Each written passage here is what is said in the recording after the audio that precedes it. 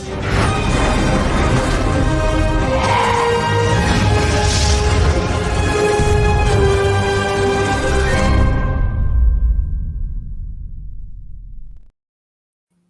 we are live.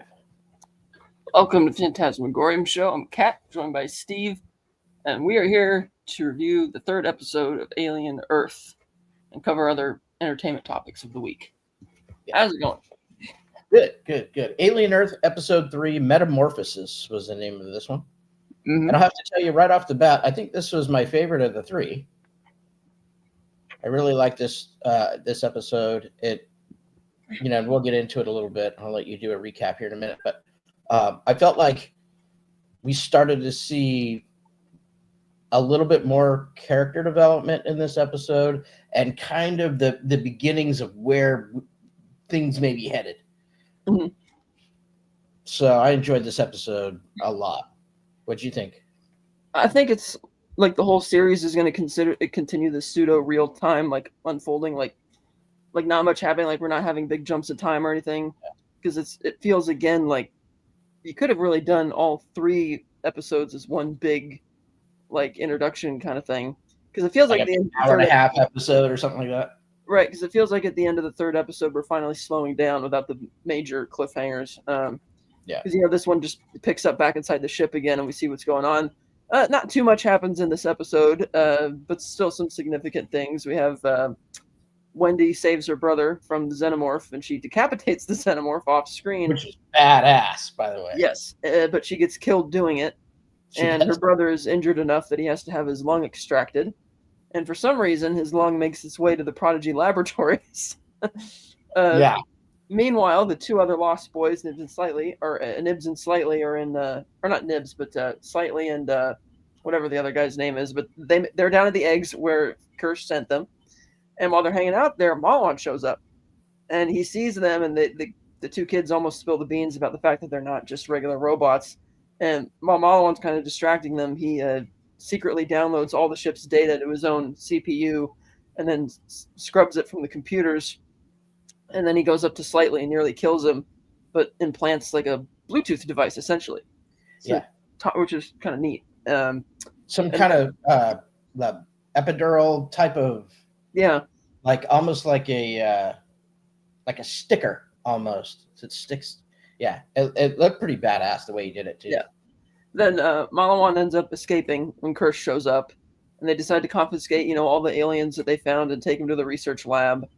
Nibs, meanwhile, is the other Lost Boy who's like the woman with the red hair, and she's jealous because she feels that the boy stand-in for Peter Pan essentially shows favoritism towards Wendy, and she got to pick her own name, and she got to do this. Why are we the Lost Boys? I'm not even a boy, blah, blah, blah. And he's like, well, maybe you can be the favorite, and, gets her special assignment to work towards that way. So he's like, you see how he's already manipulating them to that effect. He's kind of disappointed that initially that Wendy is dead, but, oh, no, we can bring her back. It's no big deal. And when he sees that the aliens have been brought back, specifically the facehugger egg, he's excited and goes in there. And you see that the egg starts, like, responding. And Kirsch, very wise, is like, no. And he steers him out, saying, and he's like, why not? And he's like, well, it's a parasite, and it feeds on, living organic tissue to replicate. And he's like, oh, okay, thanks. Keep it locked down. So he says, you're in charge. Right. And so I'm really liking Timothy Oliphant's character, Kirsch. But when he turns around and starts walking away, you see a little slight smile on his face after he says that you're in charge. Right. So that character fascinates me still, because I don't know his total motivation yet. Yeah, I have a feeling he might be going the direction of David a bit as this series progresses. Yeah. But so they rip open the egg, they get the facehugger out, they successfully dissect it and remove the parasite, which is neat because we haven't actually seen that part of the anatomy before where he actually removes it. Right. And they inject it into Joe's lung, which again, why they have his lung there, I don't know. But they decide, well, let's put it in this organic material and see what happens. Which I guess is more ethical than putting it in some random person, at least. In some dude, yeah. Right. Yeah. Meanwhile, Malawan is talking to Miss Yutani about, I've downloaded all the data, but they're going to take everything. There's not much I could do. She orders him to get out of there. Meanwhile, he decides to initiate that Bluetooth feature he did with Slightly, because Slightly also feels like And you see, especially in this episode, of Slightly and the other boys are genuinely like kids. Like they really shouldn't have been sent on this rescue mission. Durability be damned. And Yes. and so Balawan is starting to manipulate him by making him feel special. And I'm sure he's gonna engage in some unwitting sabotage to Some sort, yeah. wreak Right. havoc. Or some corporate espionage. Yes, and Kirsch will probably come out the victor. So we could see the seeds of where the series. Oh, and then they successfully bring back Wendy. Yeah. So that's good. So that's kind of where this episode leaves us. It was fun. Again, it was kind of again seeing like a dead xenomorph just lying on the tray when they're carrying it around. All the blood is still there, but it's not really burning through as much like its acid blood is known to do. But it almost made it, the amount of time they kept focusing on just the corpse again makes me think of the fragility of it. Kind of like how in the first movie it seemed like this ubermensch thing, like it's impossible to defeat it, and then in Yeah. the sequel they're just like little bugs that you mow down like they're nothing. Right. And then here it's like, because we didn't get to see how Wendy ripped its head off like that. It was really must have been impressive. It's like, wow.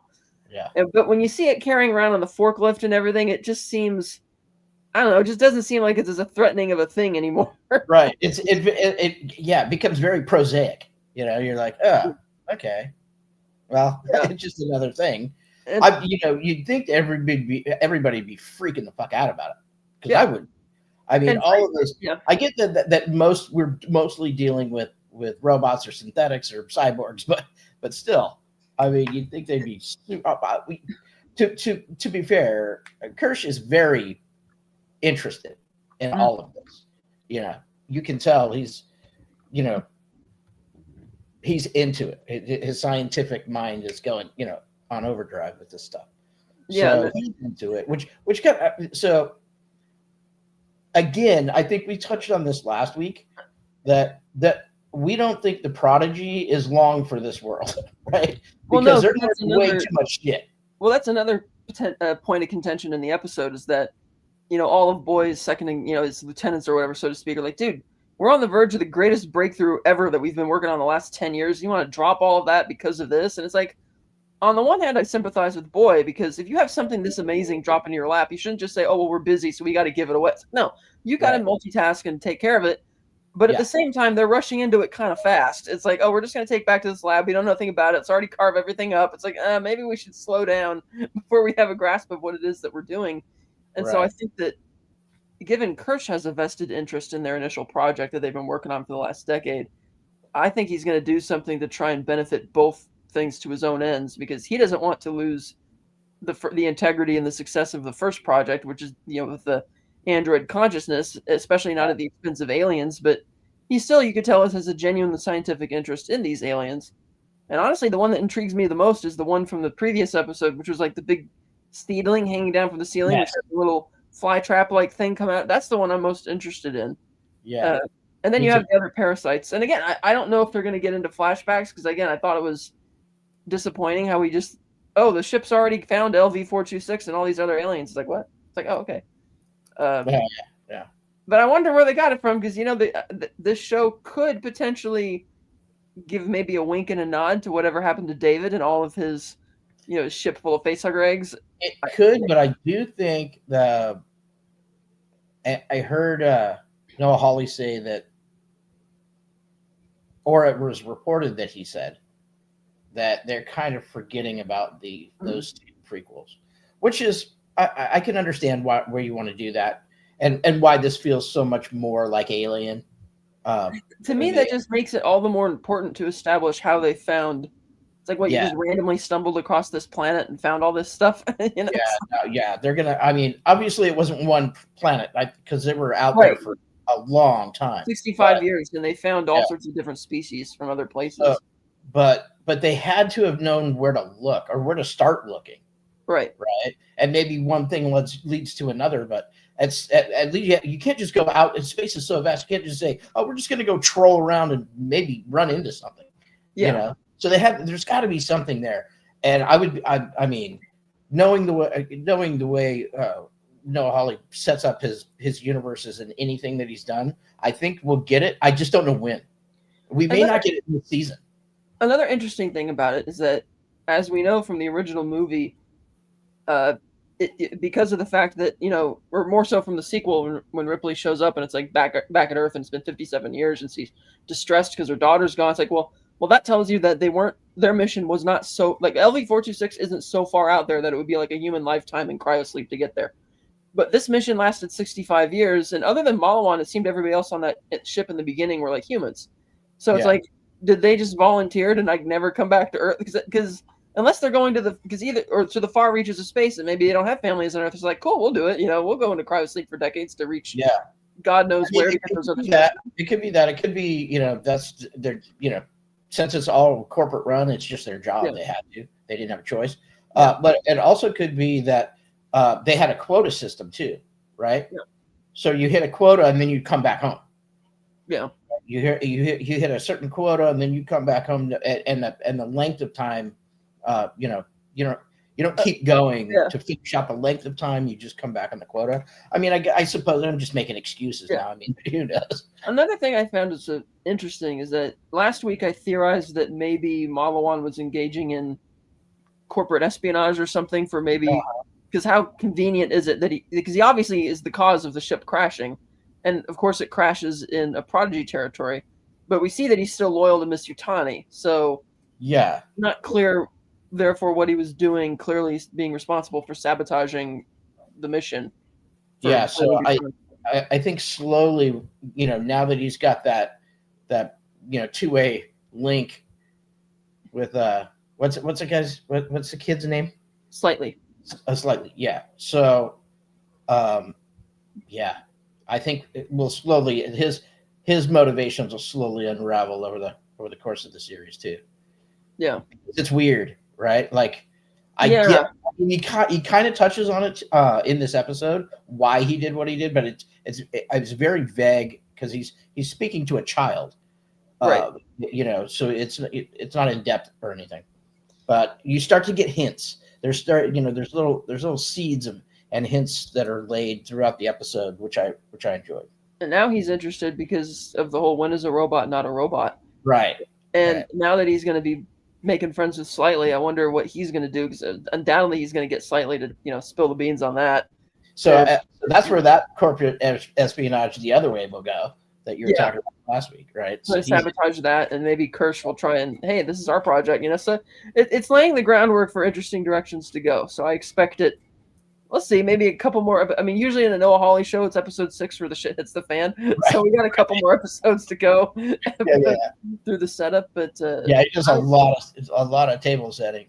Yeah, I'm still intrigued. In this kind of linear type of storytelling, whether linear in the sense that it's going to keep going, it doesn't wrap up, and then you get, it's not overarching and little things wrap up inside of these episodes. It's kind of more like an 8-hour movie. There's a lot of setup, which is cool. I like I like it. I'm not poo-pooing it, but I think there's going to be, like you said, you're going to get 4 or 5, 6 episodes in, and then it'll start. Everything will start coming together and kind of go apeshit. Well, now that you reminded me, there's only 8 episodes instead, because usually in the Hawley series, if it's 10 episodes long, then the shit hits the fan in episode 6. But if this is only 8 episodes long, then maybe next week or the week after we'll get, take off. And because I'm still intrigued while I'm watching it for the possibilities of where it's going, but it's still kind of, doing a lot of table setting. This whole first season there may not be big resolutions that happen. This might be the first season of, 5. That was something that some of the critics said, that they felt that for an 8-hour show, that there wasn't too much accomplished in the story for an 8-hour series. Yeah, I think that's probably, I wouldn't. Which suggests that there might be another season coming if it's. Yeah, I think we're probably looking at 5 seasons of this show, just based on popularity, and it's probably pitched as a 5-season show as well. You're not here next week or the following week. Correct. Most likely not next week. Definitely not the week after. All right. So I think what we'll do is we'll stack these episodes, and then in 3 weeks we'll have 3 episodes. It'll be a nice long show. We can go. Yeah. Because we'll have a lot to sink our teeth into. Again, not too much has been happening in these as we're moving along. Yeah. Anyways, yeah, good show. I'm enjoying the show. Hardcore sci-fi, which I like. It's a little, it leans a little more on the on the horror sci-fi, which is cool. We haven't had anything like that in a while on TV, so that's cool. I like where it's going. I really like the Timothy Olyphant's character. I think is awesome. Yeah, he's great. And he's I love that bit too when he confronts Smallwan. He's like, "What are you doing here?" And the kids like, "We're not kids," and they go and hide behind Oliphant. Right. I mean, they're playing that part well. They're all the kids are playing their parts really well. Yeah, grown people playing little kids. Yeah, yeah. I like it. I like it. I like where it's going. I think I know. Where I think it's going. We'll see what happens. There'll probably be some curveballs. And they do nickname the island where she was doing her training they do call it Neverland Island. So I'm like, okay, so maybe we'll get back to the island at some point. I mean, yeah, they're super leaning into the Peter Pan stuff, which is cool. It's a good, it makes me wonder if you're leaning into Peter Pan this hard, who's going to be Captain Hook? I know, right? So we'll see. I think that's coming. Maybe not even this season. I don't know. Yeah. Interesting. Okay. Do you have anything else to say about this show? Not much about this show because again, it's still kind of a slow burn. Mm-hmm. I still enjoyed it, but I think again I would have enjoyed it a lot more if I could have just sat down and binged the first 3 as one big thing. Yeah, and sometimes they'll drop the first 3, which I like. my kind of the way I approach any TV shows, I give it 3 episodes. Yeah. If you don't hook me by 3, I'm out. Yeah. There's some TV shows that I can't even make it through the first episode. The Pit, which everybody seems to be going gaga over. I couldn't make it through the first episode. Hated the show. I was like, oh, this is stupid. Characters are gross.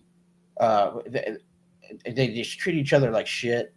Welcome to the ER, I guess. But ooh, boy, man, I didn't like the show. I didn't like the way it was shot. I don't know. I didn't resonate with it at all. I haven't watched that yet. Yeah.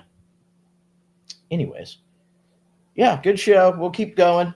Like I said, 3 weeks we'll come back and we'll have 3 episodes. We should be heavy into the arc of the season and kind of where it's going, and we can start making our predictions on how we think it'll end up. Yeah, it's pretty exciting. Yeah, I guess with that we can talk about some of the entertainment news of the day, and then we can get the hell out of here. There was one big story that broke this week is that Marvel Studios is officially leaving Georgia for the UK because it's whatever tax credits they're getting there, they're not getting anymore. It's just too expensive, so they're gone. And in general, not only is it a Marvel thing, but other studios too have been leaving. And this year, you've had a 50% drop in movies making filming there in Georgia that you have elsewhere. And it's like Marvel. They didn't just shoot there. Like, they totally turned Trilla Studios into their huge home base. Yeah. And all of it was catered to that. And so I was really surprised that it sounded like they were in for the long haul. But I mean, they've been there for a while. Like 10 years, a little more. Yeah. And according to the report I read, there's still going to be like 200 productions still there, even after they. And I found out that Trilith is also... It's like Pinewood Trilith or Pinewood affiliation has studios there, and they're moving to Pinewood Studios outside of London. So I guess they're still within the same company. They're just moving to another country because it sucks for it does suck for all the neighborhoods and the businesses that kind of came up around them around these studio being there. There's still a bunch of stuff being shot there, but obviously it's going to take a hit. And the thing is a lot of the community that sprung up along there were people who moved from LA and Burbank. When it left Burbank, they followed it to Georgia. And before that, they had followed it to New Orleans. And New Orleans stopped giving them tax credits around 2015 or so. And then they went to Georgia, and those people followed them there. But they're not going to, people in Georgia aren't going to be able to follow them to the UK. Right. And so it's like, again, and especially for places like Burbank and Hollywood, where they're like, dude, this is what your economy of this entire area is based around. You need to bring incentives and tax credit to let them film there again. Like the idea that it's cheaper to build a replica of a house, interior and exterior, on a studio in North Carolina than it is to just go to the same house in California to film the exterior and interior. I Is know. insane. It's crazy. It's crazy. But And this happened during the 90s and all through the 2000s, even to this day, with the television industry that moved to Toronto. Right. I'm sorry, moved up to Vancouver, Washington. Vancouver, yeah. Well, there's a lot of stuff shooting in Toronto these days too. Yeah. But back then, I mean, almost all of our TV shows were shot in Vancouver. There was another report I read the other day that there was a game show even that it was cheaper to film outside of the U.S. and fly contestants there and put them up in a hotel than it was to just film in the States. I'm like, that's insane. And again, you would think that people would, like all the politicians or people around would be like, hey, there's a vested interest in keeping these people here so that way we could keep the business and the economy thriving, but apparently not, because it's multiple states now. Well, I know there's like Arizona, around the Phoenix area, they were given some big tax credits for companies to come build big studios out there. Utah, the same, 10, 15 years ago. But, these things kind of run their course. And then when they do, if you don't get those renewed, then you got to look for something cheaper, Yeah. Those tax credits. Yeah, so that was a big story that hit this week. Another story I saw is that finally, after like over a decade, maybe 12, 15 years nearly of waiting on it, Guillermo del Toro has finally made his Frankenstein movie. Yes. Unfortunately, it's going to Netflix, but they will give it a very extremely limited release, theatrical release, which means I probably won't be able to see it in theaters. They are, and I hope it pains me that it's going to be limited, and I hope that they rethink that once they see kind of how it does. Because I would really like them to see that you can put out a movie that you created in theaters on a wider release and still have it land and be the number one, streaming movie on your platform. You're going to make money. I don't understand why they're so allergic to wanting to make some money first before it comes to their. Well, that was another story that broke that, Knives Out had a theatrical release because it was just a studio movie. Yeah. Well, the sequel got like a 1 week limited engagement because they wanted to qualify for awards or whatever, and then it went to Netflix. And the CEO conceded that, we left some money on the table. It's like, you think? Well, yeah. And now it was announced that the third one is going to have significantly smaller theatrical rollout compared to Glass Onion, because at the time Glass Onion was released, the Academy rules said you could still put a movie out for a week and get awards consideration. Where now they changed it to be more fair, saying no, you got to really play in the theater like for real, like no more of this limited release, like select cities on Christmas Day, but then a wide release like a month later. It's like, no, you got to make a commitment. You could put your movie in New York, Chicago, and LA for like 2 days, and then you were qualified. That was bullshit. Yeah, and so they changed it, and Netflix is like, well, we don't want to do that. So now they're having an even more minuscule theatrical rollout, and it's like, again, I know they're leaving money on the table. And granted, the budget was more responsible; it was only $40 million, which is impressive that all three movies in the same franchise only cost the same amount of money. You would think that the cost would go up, but and I know that they have new people. There's some new people running Netflix that they're like, we're not going to greenlight these $300 million budget stuff anymore. Like 200. That remains to be seen if they stick to that. But so far, it's like, God, you're just leaving so much money out there. And so I was disappointed that Guillermo went with Netflix for Frankenstein. Well, yeah. I mean, we'll see. A lot of people watch. There's a lot of people watch on streaming. It's just, That's true. It's just a lot. If you're talking eyeballs and you're not worried about the money, I mean, that's the way to go. The problem is for Netflix as a business, it makes 0 sense for you to leave that money on the table. And the all of the data's in. These shows actually do better if you put them in the theater first and then bring them back to the streamer. What happened. Every metric and everybody that's studied every study that's come out says that the data's in. So I don't understand that Netflix is just kind of it's ingrained in their culture. They're just kind of allergic to the theater experience. Yeah, it's kind of like Lucasfilm for the last few shows have done theatrical release for like the pilot, and then to get people in and do these fan events to then get them to go to the streamer. And Tony Gilroy mentioned at a Q&A when Andor season 2 launched, he's like, yeah, some Disney executives told me that the getting hundreds of millions of dollars for streaming is done over there. Like, we're not doing that anymore. Because the 2 seasons of Andor, as spectacular as they were, cost $645 million. Now, season 2 did bring in $300 million in revenue for Disney Plus, which is amazing, especially when you consider there's not really any Andor merchandise around. Right. But I don't know how much season 1 brought in, but I know that season 1 also got a Blu-ray Steelbook and 4K Steelbook release, and those were probably selling pretty well. And they're not limited, so you can get them like literally right now. Yes, they don't limit it that because I think you make more money. Granted, they're a lot more expensive, and you have to wait for like a flash sale thing. They haven't announced the season 2 release yet, but but even they're like, we're not going to be sinking hundreds of millions into streaming anymore because that's not where the money's at. And so it's like, okay, and we can see that the money's not there with all the Marvel releases this year lost money. Like, it doesn't look like Fantastic Four is going to hit forward. They need to do this across the board. Movies are we spend way too much on these movies, and it's just there's no guarantees. There never, not that there ever was, but I mean nowadays, people are so fickle with what they'll spend their money. I mean, when it costs $100 for a family of 4 to go to the movies, or damn close to it. $80 to $100. That's a lot. So you're not going to be able to go every weekend. You're going to have to pick, right? And another thing that I read in the article about part of the reason that Marvel was leaving for the UK is because, well, in the UK we don't have to pay for the healthcare for the employees because they're unionized there. And I thought, well, that wouldn't be a problem because when it comes to budget, there's 2 versions of your budget. There's the overhead, and then there's the creative. And again, every director will tell you, you are so much more creative when you have less money.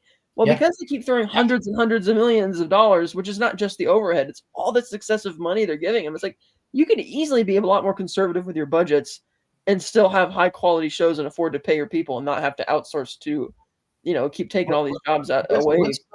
What's the term or the phrase? Necessity is the mother of invention. Yeah. Right. Yeah. So that's what happens if you only have this much budget. You have to get creative and make it work. Yeah. And from time immemorial, this has been the case with very creative directors who didn't have large budgets, but were able to make these really awesome movies. Just recently, The Creator comes to mind as one. Yeah, and Feige actually invited Gareth Edwards over to Marvel, and they had a talk because he wanted to know how they did it for that cheap. And like, well, part of it is, admittedly, they did shoot overseas when they shot on location. Not so much that it was overseas, but they shot on location so they wouldn't have to do CGI to create all the environments. Right. And they had a skeleton crew. They weren't bringing tons of trailers and hundreds of people and all that stuff. And they did as much practical on set as they could before doing CG. And I know that makes it sound like, oh, that means you're not going to be employing all those people anyway because it's smaller. It's like, no, it means that you could take a giant crew you usually have on one blockbuster, split them up so that you have them working on 5 movies instead of 1. That way you have 5 movies to put in the theaters to get revenue back instead of 1. So you're getting more bang for your buck that way. Yeah. But sometimes studios do stupid shit. Like the most shocking, perfect example of this, of wasteful spending. Look at the original Saw movie. Cost like $1 million, and the Saw puppet they made for like $10. It was like a simple puppet that they made. They painted it, and they actually had somebody crouching in the dark, pushing it along and pulling it on a string. And it's simple stuff. Yeah. Well, in the sequel, because they had money, the studio spent like over $100,000 on the same damn puppet for one low-angle shot. And it's like, again, it's, we have the money. Let's just spend stupid money because we can. And it's like, no, you don't need to. Like Fantastic Four, I know they had a lot of CG there too, but it's like, well, there are ways you could try and do future, retro future New York and save money. I mean, and to think that's probably not going to break 500, but it costs over 200 production budget. Who knows what they spent on marketing? Feels probably a big marketing spend. And it's like, man, you're not going to break even on this. It's like, shit. They probably spend at least $100 million on marketing. Yeah, like all 3 of their Marvel films lost money this year. Brave New World, which left a lot of bad taste in people's mouths for Thunderbolts. In addition to that, the fact that most people, the casual fans, didn't know most of the characters from Thunderbolts.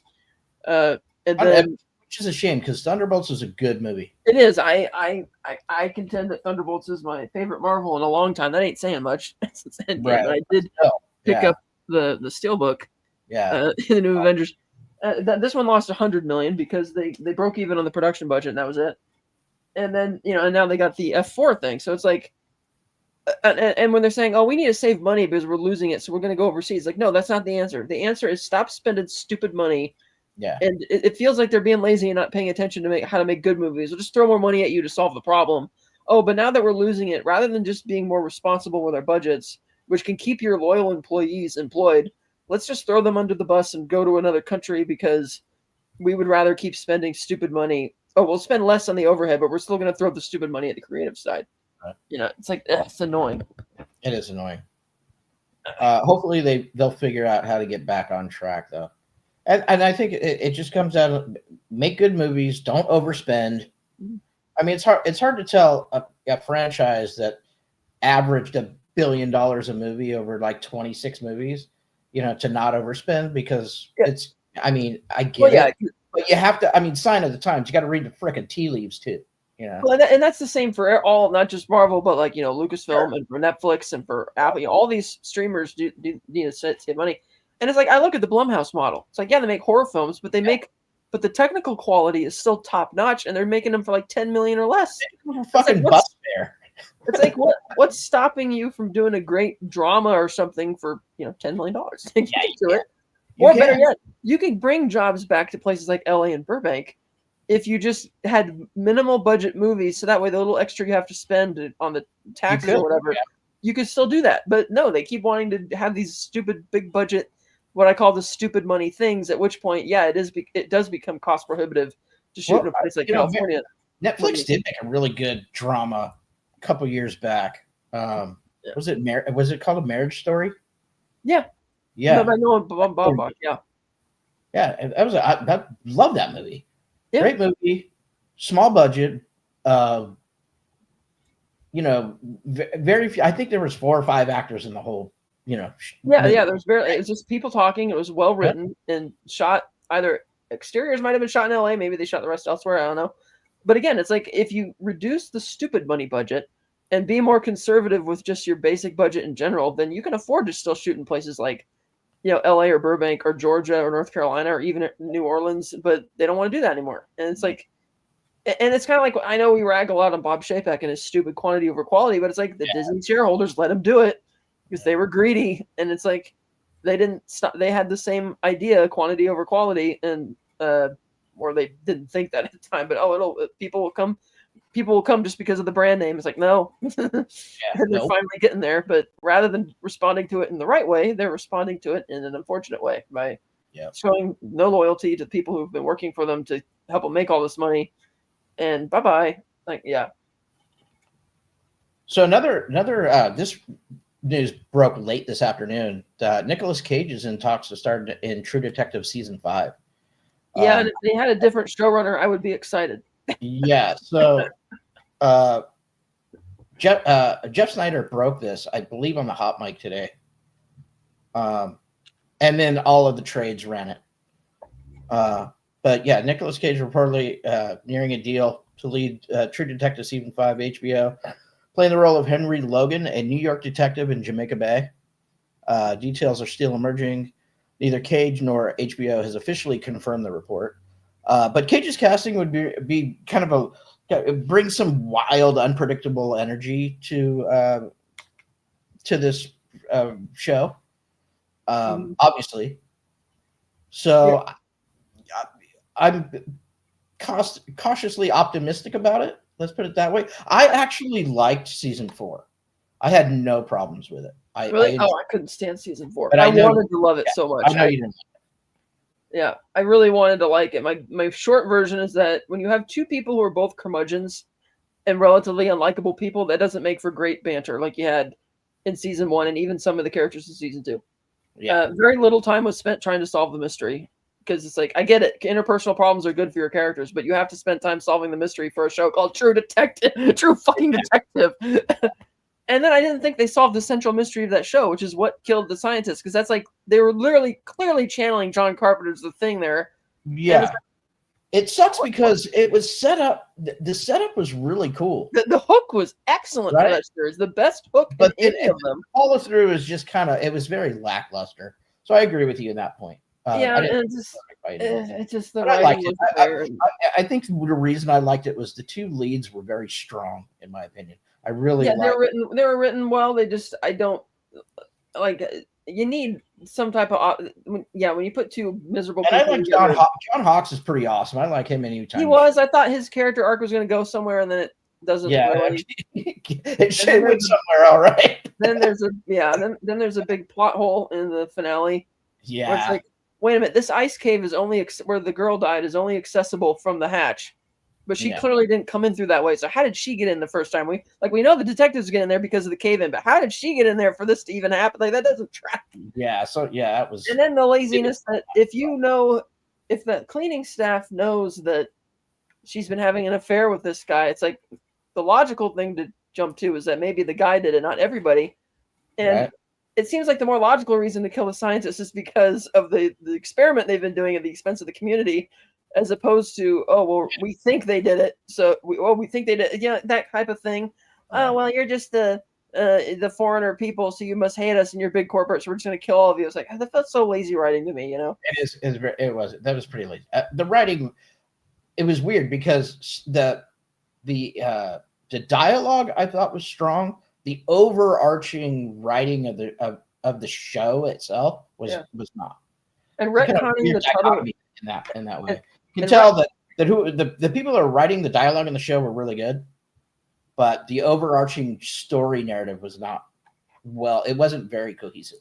And then retconning the Tuttles from being a regionally powerful old money family who believe in the cosmic Lovecraftian type stuff to being these billionaires who have, they're the tech billionaires who have their hand in everything, who are trying to achieve immortality. It's like, well, that goes against their religious beliefs from the first season, because they wouldn't care, because they believe the ascension and all that type of stuff. It's like, wait, why are they doing this now? So it's like, again, when you're trying to invoke the first season for the sake of doing it, but you're not thinking through like what you're doing.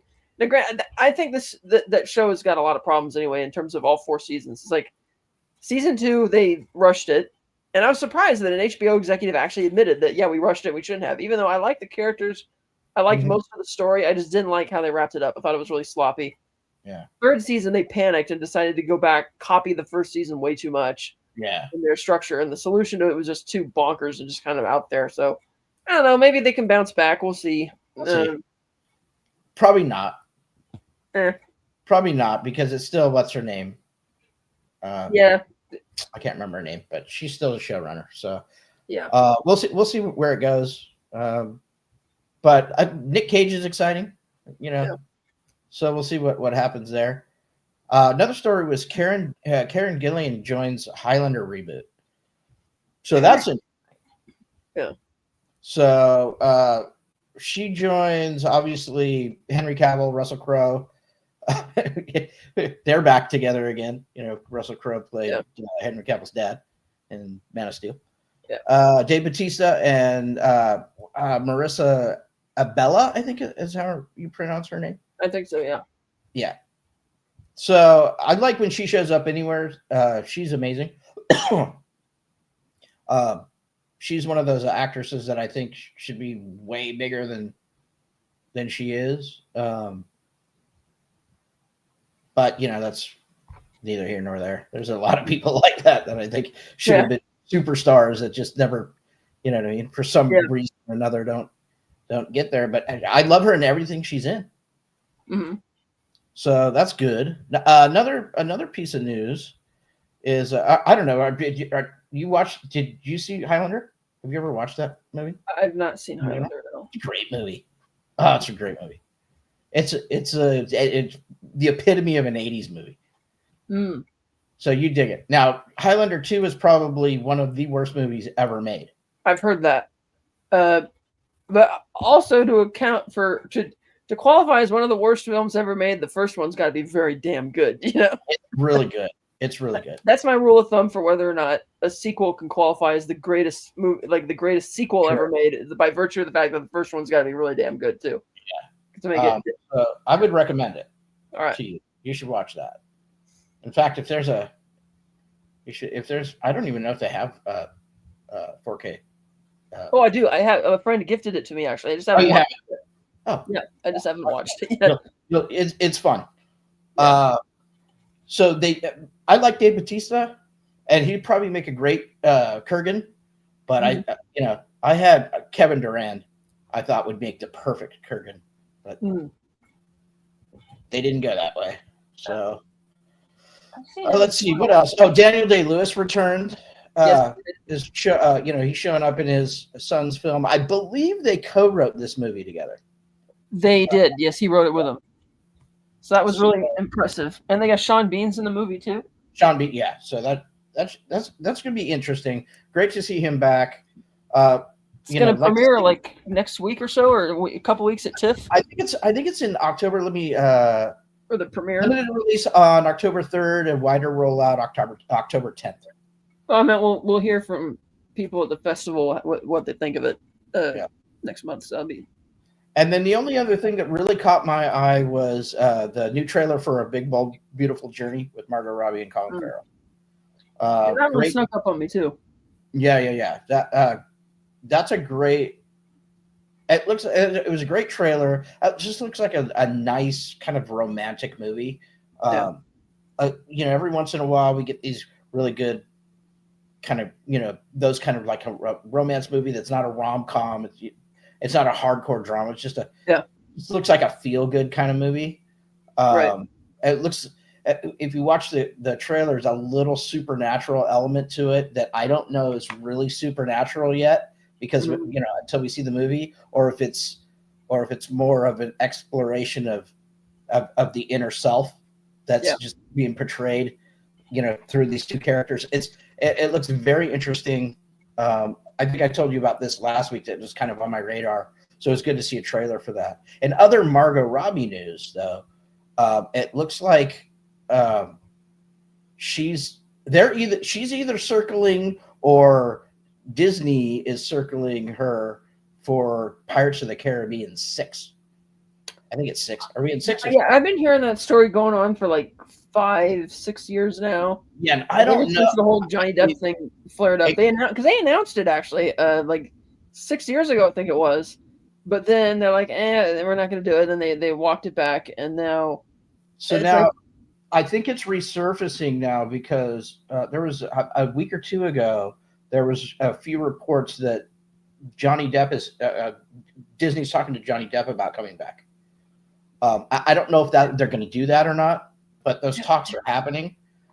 So I'm wondering if news is resurfacing now because of that, kind of stirring up. Yeah, I feel they've almost played that character out, because it's like so too. But I don't know if somebody has a new take on it. You know what I mean? Yeah, I think it's got to be like, go back to make it like an anthology movie. Like, don't acknowledge. Like, sure, if you want to bring in other characters from the past, fine, but don't talk about anything else. Because the series went downhill when they kept getting so convoluted by trying to have such a shared narrative and just doing silly, stupid shit. And it's like they could afford to bring that back in a better way. Yeah. And I don't think it's a coincidence that the writers of the first, well, at least the second and the third one, have not been back since they worked with Gore Verbinski on Lone Ranger. Gore Verbinski, by the way, is somebody, I think, unless he's retired, I think they should let him out of director's jail to make more movies. He's a good director. I think so too. In fact, I don't like director's jail at all. I think you're entitled to have a bad movie. It's fine. Yeah, I mean, I think John Campea says everybody has a bad day at the office, and 100% true. Everybody's got a bad day at the office. It's hard to make really good movies. As easy as people want to make it seem like, oh yeah, it should be easy. Everybody that doesn't do a thing thinks that thing should be easy to do. Yeah. Right? It's hard to make. Not only is it hard to make a movie, it's such a collaborative thing. So you have to herd all the cats. You have to get the stars have to align just right, just to get the goddamn movie made. Then after that, then it has to be good. Right? That we're not even talking about good movies. Good movies are, I mean, it's hard to make a good movie. It's hard to make a movie. It's even harder to make a good movie. That's why I'm so surprised that there are so many examples of like big movies being moved closer to production when they don't even have a script. And it's like, how do you greenlight a project without a script? It's like, how do you do that? I don't understand that. I like that James Gunn says we're not even announcing a movie until I have a script in my hand. Great. Yeah. I hope he sticks to that. I don't know if he's going to, but nobody should be moving into production without a written script. Now that doesn't mean you can't make changes on set, because that happens all the time. Fine, rewrites and little stuff like that, ad libs, all that. Yes, 100%. But do not go to production with a treatment or an outline. Yeah. That's bullshit. I just don't. That's insane. Or spend all this money without a script yet, expecting to get one, and then it's like, no, never expect it. Like like The Hobbit, they had Guillermo del Toro there doing all this development, spending tens of millions of dollars, and they didn't even have the rights to the book. And it's like, I don't know. How do you do that? I don't understand how that could just. You never sit back and assume, oh, it's going to be easy. Like, never do that, especially with people as stingy with as Tolkien's estate have proven to be in the past. I know. It's like, but that boggles my mind. And again, going back to Pirates, I remember the making of documentary for the second one. They were talking about how the movie was nearly shut down because they didn't have a script, and they were getting closer to shoot day. And the reason apparently they didn't have a script, the screenwriters just gave an interview on that same documentary, giggling and laughing, saying, well, the longer we hold back the script, the less opportunity they'll have to make changes. And it's like, you're actually committing that to film and letting people see. Right. No wonder you haven't been hired to write much shit since then. It's like, you can't. And then it's like, no wonder. You can't leave a movie production, a feature film, up to the fickle finger of fate. You can't do it. Hey, Cinema Gulp. What's up? But that's what happened there. I'm like, well, no wonder the third movie has so many script problems, because you didn't bring the script forward earlier so we could see all the fucking problems. But that's the thing. And it's like, I just, Quantum of Solace sort of did that. They had a script, they just didn't like it. It's like, if you don't like the script, it's like, I get that there was the writer's strike, and then the fear that MGM was going to go bankrupt again. And they're like, well, we should capitalize on the the momentum of Casino Royale and put something out there. It's like, you could kill that pretty quickly too, Look, and I understand that, during filming, if the script isn't working and you need to do rewrites, that's fine. But at least you started with a complete script. Yes. You didn't start with an outline or a treatment or some bullshit, something written on the back of a napkin from, Johnny Rockets. It's. You know what I mean? Yeah. Like, I don't know. I don't understand how you can have, multi-hundred millions of dollars into a production and let a movie go forward with no script, without a script lock. It just doesn't make any sense. But it happens. And it seems to be happening more and more often. Yeah, I don't understand why that is. About it more often than we used to. Yeah, I don't understand why that is. It's just, again, it's like, really? You're gonna, you don't have that kind of money to blow on shit like that. Like, you need to make sure you got it locked down. Yeah. But they don't. So that was their other movie news of the week. Let's see real quick. I did have something else I wanted to talk about. Let's see here. Let's see. I'm sure there was something else. They did have. Oh, we've been hearing more casting news for Spider-Man.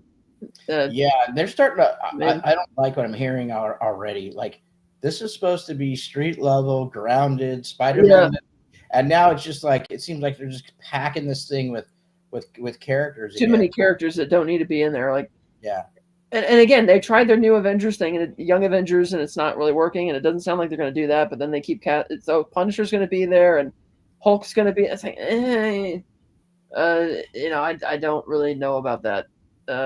So the casting was. The rumor is Yelena Belova, so Florence Pugh, is going to be in the new Spider-Man movie.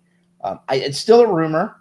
Yeah. As far as no trades have picked that up yet, but the guy from Severance is going to be in Spider-Man, but I don't expect it to be a very big role. I can't remember his last name is Tillman. I can't remember his first name. Yeah, Tremaine Tillerman or something like that. Yeah, Tremaine Tillerman or something like that. He great in Severance. People are speculating that he's going to be he's going to have a big role. I doubt it. I think it's probably going to be a smaller role. I would assume. Mm-hmm. But people were speculating like Norman Osborn or something like that. Like, I don't think so. No. But you never know. Yeah. Another news story is that Lord and Miller want to make an Archie film. That's right. That was not on my bingo card. No, it was not. And I'm like, okay, that'll be a surprise. Yeah, very interesting. Like, I don't know. And it's going to be live action too, which is a surprise. Live action. I assume it's. I think I asked this in our kind of private chat the other day. Is this their Barbie Gambit? And you said, yeah, you thought so. It's probably. I wouldn't be surprised. I mean, because we don't hear much about Archie in day to day. Then again, I don't hear much about Barbie anymore day to day either. That thing made a ton. I don't know if they can capture that kind of lightning in a bottle again. Maybe. Well, I mean, like not just not hearing about the movie. I meant like I hadn't even heard about like Barbies in general for so long. Right. And same with Archie. It's like, could it? I don't know. Oh. I don't know, but there's the team is really good. The team behind the movie is really good, so there might be something there. Peter Dinklage is Norman Osborn calling it now. It's Cinema Gold. Yeah. Oh, by the way, Peter Dinklage is killing it in the new Dexter show. Oh, I haven't seen that yet, but he is going to be. It's back to peak Dexter. He is the new Toxic Avenger, which comes out I think this weekend finally. Right. The Spider-Man suit looks sick. Cinema Gold says. Why didn't they just make a show that took place after instead of before? I don't know what show we're talking about. What show are we talking? Oh, let's see, how long ago did he write that? He wrote that. Let's see.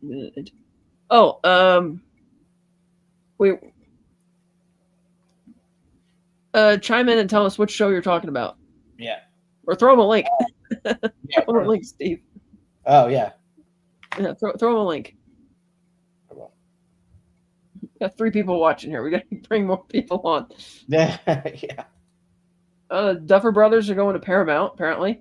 Right. Huge deal. Yeah. That's Paramount's making great moves. Yeah. They got that in, they got that merger Skydance.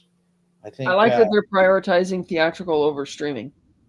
That's very good. That they're not going to be making a bunch of direct-to-streaming movies. Yeah, love that. They're just making really good moves. I think hopefully they update some. They made a really good move in picking up the UFC too. Right. It's going to bring. Not only is it going to bring a bunch of people into their streamer, into Paramount Plus that wouldn't naturally be there, but the other way around too. It's gonna you're gonna bring a lot of people to the sport that wouldn't have otherwise seen it. CBS Sports is huge, obviously Paramount, CBS Sports. But so they're making some big moves. Streamers are going to have to do live sports, and we've seen over the past 3 to 5 years that move towards that. A lot of these streamers are now have soccer. They have baseball, football. So they're picking up these live sporting events. It's a very smart move. It's great for UFC fans because they killed the pay-per-view model. So for UFC, UFC happens just about every Saturday, but once a month they have their big pay-per-view. And it's like $79, $80 a month. It's just way too much money, right? Especially when you can go down to a bar close to you and watch it for free. Another thing that's going to be a problem with all these sports is that having multiple streaming services picking up different sports is going to start pissing people off. Well, because you have to have, like, even right now, if you want to watch all the NFL, you got to have 2 or 3 different memberships. Yeah. So they've been doing that a lot this year, even with motorsports. Sunday. Yeah. They've been doing that with motorsports a lot this year, going back and forth to HBO Max, to Hulu, to Fox, to NBC. It's like, I get that you're trying to find extra money, but it's like, this is not the way. But yeah, and then we piracy back up. Because broadcast TV is dead, and cable TV is on its last leg. Yeah. So I mean, they have to go somewhere, and they got to go to these streamers. It's just they're not unified. They're splitting them up. Yeah. Which is why we might see more of these bundle deals that we've been seeing, like yes, Disney Plus, Hulu, HBO Max. I think was one that was offered for a time, but then you hear other things like Apple has just raised its monthly fee from $10 to $13 a month, which is not it's a big jump all at once, but it's still one of the lowest priced streamers out there. And for my money, it's still the best bang for your buck. Yeah, because that's $13 for 4K, no commercials, compared to Netflix, which is $25. The quality of their shows that they put out on the streamer is fantastic. Yeah. Like I said, it's like $13 a month for great quality 4K, no commercials, compared to Netflix, $25 4K, no commercials, with a ton of shit that you got to sift through. Yeah. Like 90% of shit to sift through to find the 10% of gold that they might have in there, But they're not raising. Apparently, Apple is not raising the price of the annual plan, so that's remains to be seen if they change their mind about that in the future. Yeah, so that's where that's at. They keep making that kind of content. I'm happy to pay $13.99. Yes, because they remind me so much of early HBO when HBO was just made its name. Right. Apple's doing the same kind of thing. They have a sheen. There's a certain sheen about the way they shoot their shows. Very pro. For that matter, HBO's been around for decades. I want to see a lot of their old stuff on their streamer. Like, remaster some of that shit and put it on there, like stuff that you did way back in the day. And right now is a perfect time to do that because they're splitting those two entities back away from each other. They're getting all that Discovery reality bullshit TV out of there. So right now is a perfect time to go mine a bunch of that old stuff. Yeah, get it on there. I am curious to see how that's going to affect their subscriber numbers once they pull all the Discovery shit off of there, if that's what happens. Yeah, I don't know. Let's see. I guess we'll see. Because it's still, they still got it on there as of now. I don't know when it's going to kick in. Yeah, it'll probably take a long time. These things don't move fast. Yeah. I heard they were starting to get the stock. I didn't know they were going to split up the service. I thought they were just going to put it on a different hub or something, so it wasn't all intermixed, but maybe not. I assume they could do that, but I think it is. They are pulling that away. But don't quote me on that either. Yeah, we'll see. We'll see if they put it into a hub. That would be better. But if they pulled it away from HBO Max entirely, that'd be even better. I think it is. I think all of the Discovery TV shows are going under that new entity, and they're going to pull it away and have their own. Go back to Discovery Plus. I'm not sure how many people are even subscribed to that right now, which is makes me wonder. It's sort of like when they announced that Hulu was going to get folded into Disney Plus, which I think is a mistake. Because here's the thing: Hulu is doing better than Disney Plus. It's always done better than Disney Plus. And it's like Hulu, again, it's kind of like HBO. It's a quality recognition of that name. Whereas people think Disney Plus, and thanks to Bob Iger wanting to, Disney Plus in America has to be family friendly. It's like, well, that's the image people get when they hear Disney Plus. They're not going to think to subscribe to that to get Hulu, Right. So that's going to, so I don't know how that's going to go down. I have a feeling that they're going to do that and then rebrand and either get rid of the Disney Plus name and just call it Hulu. I don't know. They probably won't. They'll never do that, which sucks because, Hulu wasn't originally a Disney product. They bought into it. Right. So that sucks. Hulu, I love Hulu, and it's gonna go.